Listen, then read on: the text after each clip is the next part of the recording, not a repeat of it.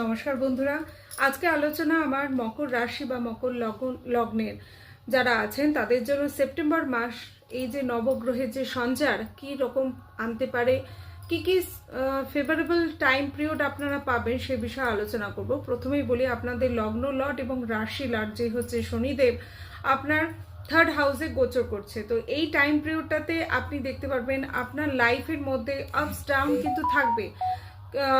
আপনার out person লোক যারা আছেন তাদের সাথে অনেক সময় মতভেদ কিন্তু আপনারা পাবেন। মঙ্গলের অ্যাসপেক্ট রয়েছে ভাগ্যস্থান থেকে। সুতরাং এই টাইম পিরিয়ডটাতে আপনারা জীবনের এমন এমন পর্যায়ের দিনগুলো আপনারা দেখতে পাবেন যেখানে আপনি জীবনে অনেস্ট পার্সন যারা আছেন তারা কিন্তু আপনাদের সাথে জুড়ে থাকবে। মানে মানুষকে চেনার এই একটা কিন্তু মানে ভাইটাল সময়। যারা বিদ্যার্থী রয়েছেন তাদের জন্য বিশেষ করে বলবো এই টাইম পিরিয়ড, বিশেষ করে 14ই সেপ্টেম্বরের আগে টাইম পিরিয়ডটাতে কিন্তু একটু হলেও যারা পড়াশোনার মধ্যে এফোর্টটা দিয়েছেন তারা কিন্তু ভালো রেজাল্ট পাবেন। 14ই সেপ্টেম্বরের আগে পর্যন্ত শুক্রদেব কিন্তু আপনার লগ্নকে দৃষ্টি দিচ্ছে, এবং যে কারণের জন্য যারা জব ইন্টারভিউ যারা দিচ্ছেন তাদের জন্য কিন্তু নতুন নতুন যোগ, নতুন নতুন কাজের সম্ভাবনা, এবং আপনি মোট কথা কেরিয়ারের দিক থেকে একটা ভালো জায়গায় পৌঁছানোর কিন্তু ভালো সময় আপনি পাচ্ছেন।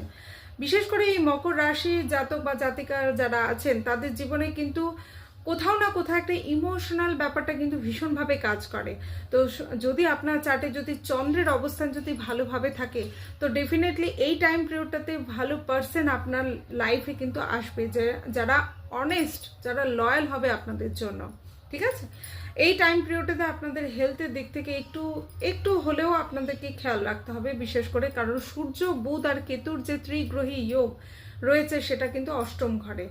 আর অষ্টম ঘরের এই কেতুর অবস্থান অনেক সময় কি হয়, এমন কিছু হেলথ ইস্যুস দেয় যেটা কিন্তু ধরা পড়ে না। ঠিক আছে, তো এই জায়গায় আপনারা চেষ্টা করবেন সূর্যদেবকে সকালে উঠে জল অর্পণ করতে, মানে সূর্যকে প্রণাম করতে বা সূর্য অর্ঘ্য প্রদান করতেন। তাহলে কি হচ্ছে, আপনার হেলথ ইস্যু বা যে ধরনের প্রবলেম থেকে রিকভারি হচ্ছে না সেটা কিন্তু কভার আপ করতে পারবেন।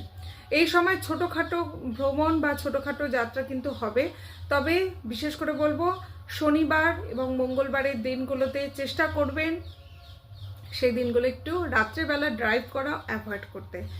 যদি আপনার চার্টে মঙ্গল রাহুর কোনো কম্বিনেশন থাকে তাহলে অ্যাটলিস্ট 14ই সেপ্টেম্বরের আগে পর্যন্ত এই জায়গাটা কিন্তু একটু লক্ষ্য রাখবেন। বাকি হনুমান চালিসা অবশ্যই পাঠ করবেন যাতে এই মাসটা খুব ভালো কাটে। ধন্যবাদ।